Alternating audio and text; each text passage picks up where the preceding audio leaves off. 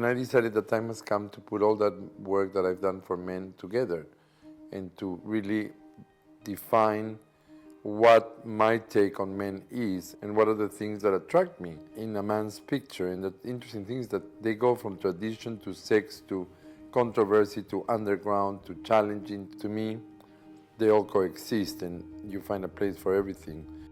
Part of my photography that is included in this book is a lot to do with paparazzi shots, because I happen to go to all the big events like the Oscars or the Met Ball or Venice Biennale or the film festivals, and of course I see all the actors there and I know them now because I've worked with them, so I have the intimacy to be able to take my little camera and photograph them, you know. And when we went to edit this book, we went to really look at everything that I've done, not just commission work, but also things I've done from my curiosity.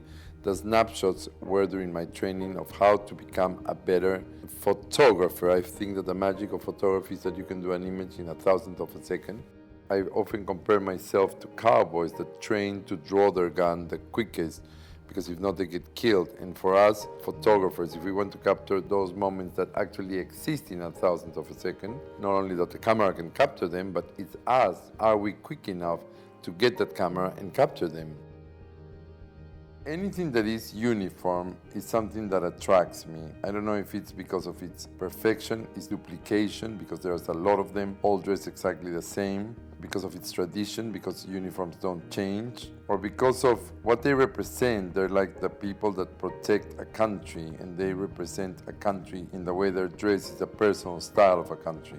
When I was in Peru photographing Stella Tennant for American Vogue, I saw a bus of these soldiers drive past me, and I said to my producer in Peru, I really would like to get those. And he said to me, yeah, but they're the guards of the palace. And I said, it doesn't matter, just ask for them.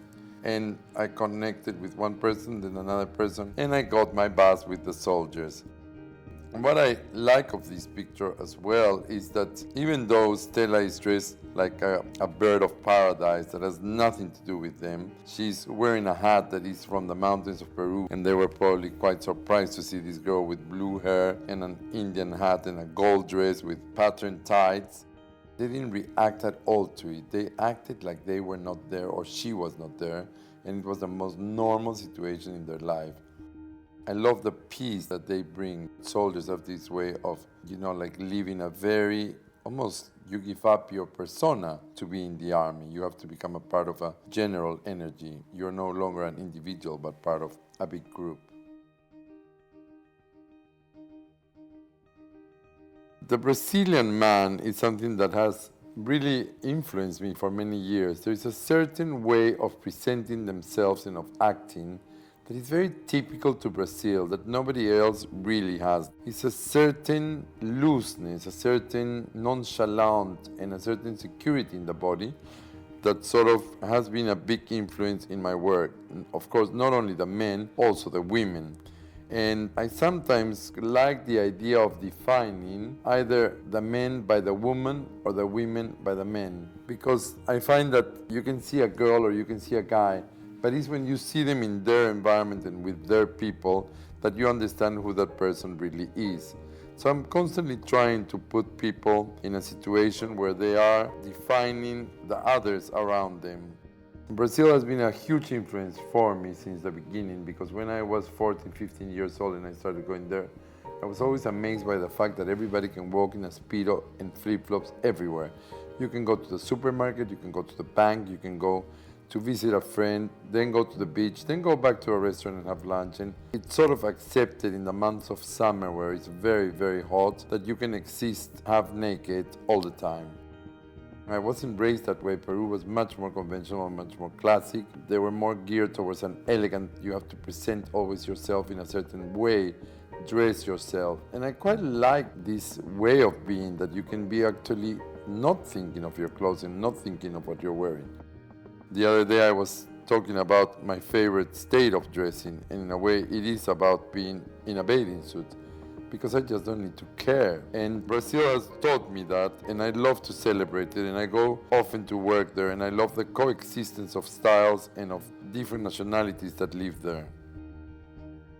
And I heard that there was an underwear nightclub somewhere in Holland. I ended up finding out it wasn't really an underground party, it was more like a club that had beds. But I quite like the idea of turning into an underwear party and having everybody wearing their underwear.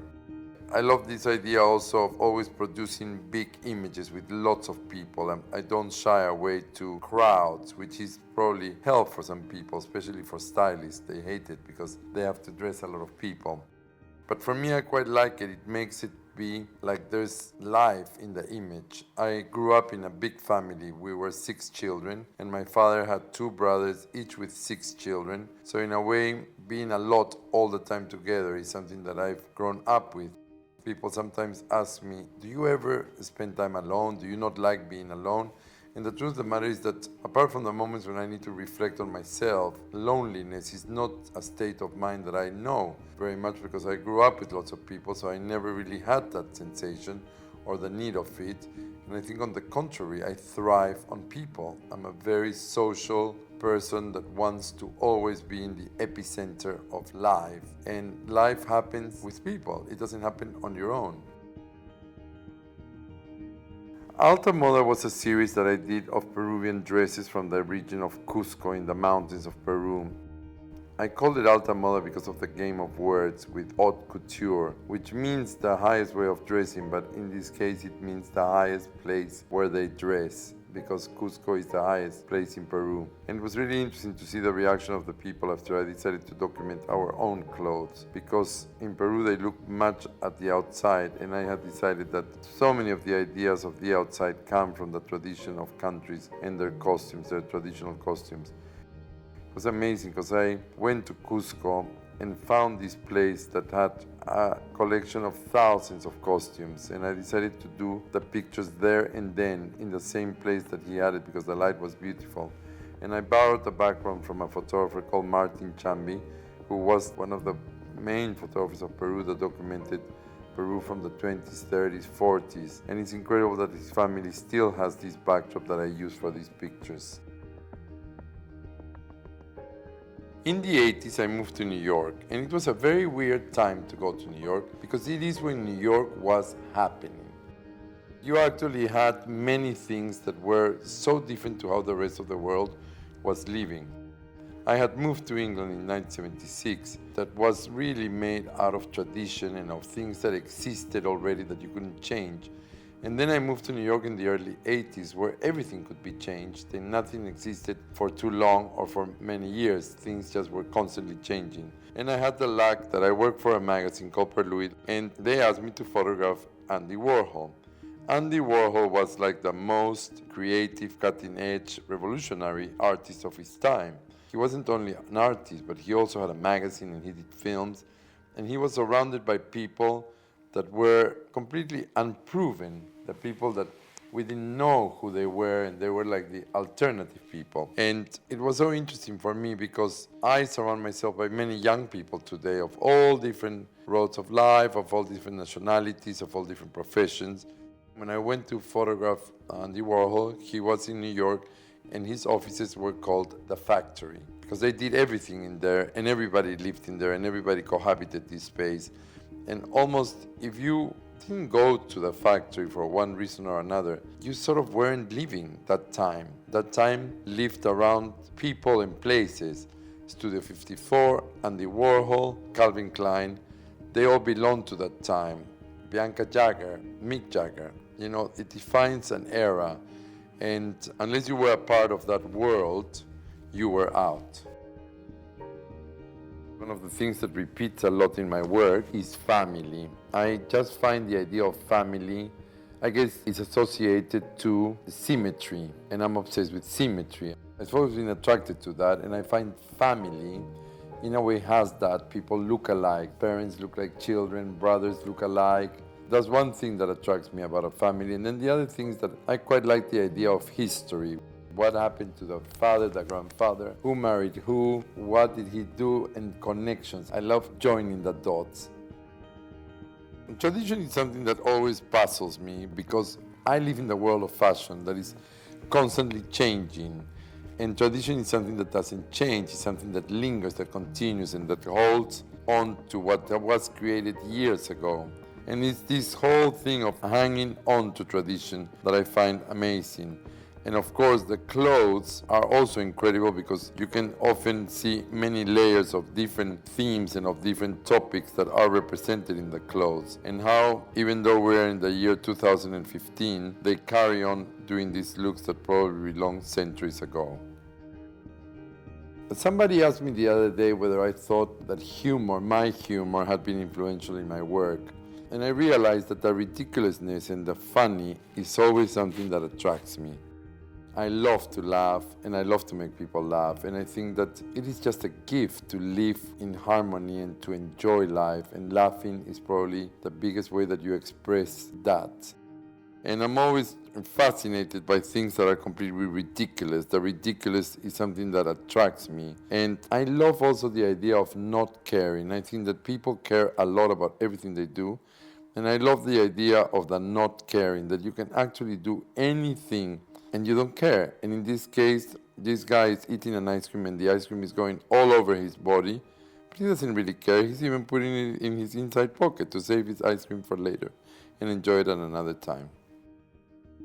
It was really funny because, of course, I decided that I wanted to do these pictures in the Mall on the way to Buckingham Palace in London. And we had like 30 models, all dressed in different kilts. And seeing them walking from the location van to the location where we did the actual picture, you could see the people around us. We were surrounded by hundreds of people looking at what is going on. What is this, a fashion show, a cult, a manifestation, a revolt? But it was amazing seeing the guys completely loose and walking around town in kilts. A thing that has always attracted me really is role-playing and how you can swap from one side to the other or decide I want to be this or I want to be that, or I want to accentuate the feminine moment now or accentuate the masculine moment now, or mix it up or go one side or go the other side. And I guess in my work you get to see a lot of this role-playing where guys are putting makeup or wearing women's clothes or trying women's underwear. I think that I always think of guys and girls in situations with each other. And I always sort of, I guess, I don't know if it's a fantasy or just a way of seeing things, but I always think that boys play with their girlfriends things, even if it's to tease them or just to get their attention or to have a laugh. And so constantly I do a lot of my pictures where you cannot really tell what do I want to say. Am I going to say that this is really masculine, or am I trying to say that skirts or makeup or girls' underwear can exist in a man and there's no problem? But I've always thought that it's pointless trying to be too much of one thing because it doesn't exist. I don't like a girl being too feminine or a guy being too masculine because I don't believe it. I think we all exist with different emotions. We can be strong at moments and weak at others, and I quite like showing that in my pictures, ambiguity. Every so often I do a whole issue for Vogue magazine around the world. I've done like 9 of them up to now, and I've done the German Vogue, the Japan Vogue, the China Vogue, the Spanish Vogue, the French Vogue, the Brazilian Vogue. I love this idea of going into cultures and completely digging into them to represent them in their magazine, but it's almost like a celebration of the country. When I went to Japan, I said to them, I want to see all the different boards, all the different artists, all the different people really to celebrate the place. But I thought Japanese are full of gymnasts and sports people, so why don't we do something unexpected? And this yogi came by into my life and we decided to document him, and I was so impressed by the things that he could do with his body. And how you can look at a country through a person like this, I thought was quite fascinating. Karl Lagerfeld is a person that I have to say I admire enormously. I have to say I go to his shows every year. His shows for Chanel are at the Grand Palais in Paris, and he converts this place, this exhibition hall, into a completely different scenario every year. One year you can be in the snow, and the next year he's recreated the Paris streets and then a manifestation inside of them, and the next year you're in the supermarket inside of this place. It's amazing his creativity and his freedom of how he allows himself to do anything that comes to his mind. It's so interesting photographing the Stones as I grew up with them. When I was a kid, they were already hitting the world with their music, and I was asked to document them. I had to go to Los Angeles and photograph them. They could only do the photograph in the hotel that they were staying, and it was quite interesting because I think I went for 24 hours, but I got pictures that will last for the rest of my life, I think, as the most iconic pictures that I've done of them. It's interesting because afterwards I went to photograph them with their families and started a whole relationship of documenting them. But this picture of the complicity between Keith Richards and Mick Jagger is pretty amazing. I love going to the Oscars because it gives me access to the people that everybody is fascinated by, but in a real atmosphere, in real life. It's not like preparing them for a shoot, they're just there. And I'm always amazed by the people that you can see together at certain moments. And this was a magical moment because people start moving and go and talk to people that they are in touch with. And I thought this was so magical. The way I've done this book, there is no order or no sense to it. It's almost contradictory in its position in how the pictures are laid out. They go from celebrity to the unknown. They're about everything, really. And it's the mix of all those elements that you will see in this book.